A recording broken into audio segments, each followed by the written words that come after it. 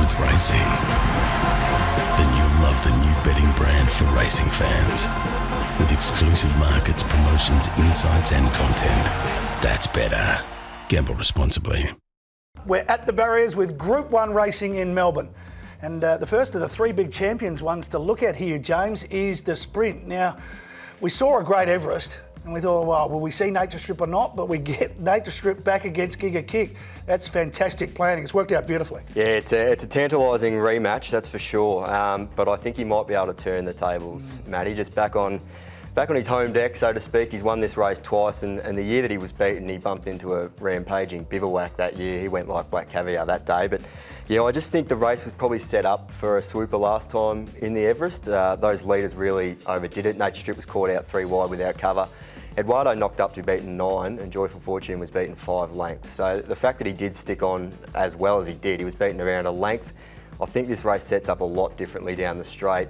He won't be pestered, it doesn't look that way anyway, and he might just be able to control things down the middle of the track. He does love the straight. So does Giga Kick. Giga Kick's 5 for 5 and does enjoy the straight, but I think James is on the money there. Well, he's the big speed horse, he's the big dog back on his home deck, and I think that is the big factor here with Nature Strip. That Everest run, he was just hung out wide, and that probably sapped him, I reckon, in those middle stages when he was just hung out on a limb there. That probably might have been the difference late, I reckon. Yeah, and Giga Kick has to do it again. We've seen Nature Strip time and time again front up in these big races and get it done.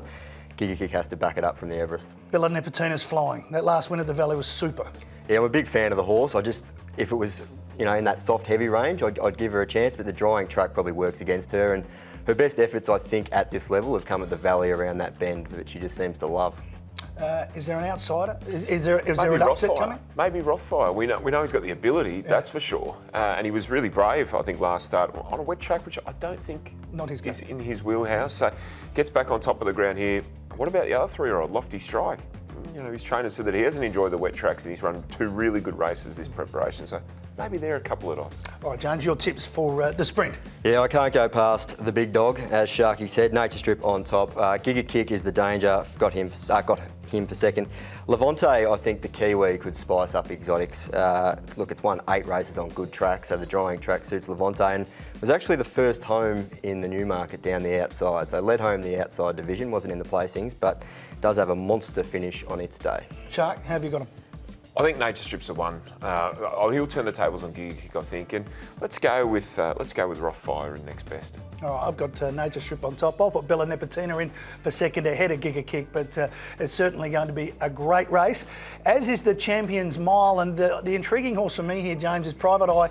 Comes from Sydney, we thought it was going to win the Everest before Giga Kick got there, and then wins that 1,300 metre race. Can race over the mile.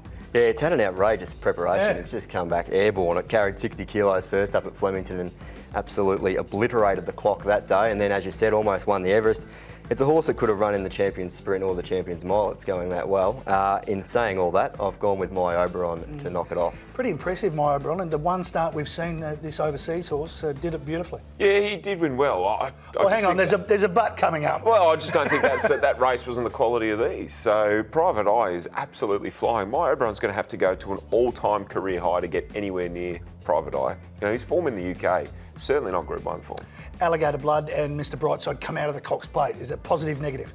I think it's a positive for Mr Brightside. I think highlights the strength of this race that he's an $11 chance in this. I just think he's the map horse. Cox Plate, he drew terribly, had to go back and settle in the last few. He probably lands in the first 5 or 6 here, 1 off the fence with cover, and he flies at the mile, 7 from 10 or something like that. So Alligator Blood I'm probably risking, but Mr Brightside is in the ball game for sure. Where did you land with your numbers? My Oberon, Sharkie mentioned, it wasn't the strongest race last time, but he beat a couple of really good wet trackers in arrogant fashion. I think he's even better on a dry track, and he'll strip a lot fitter. So second up in Australia, My Oberon on top, Private Eye, there's nothing between them. You can go either way. And Mr Brightside I've got for third. Shark.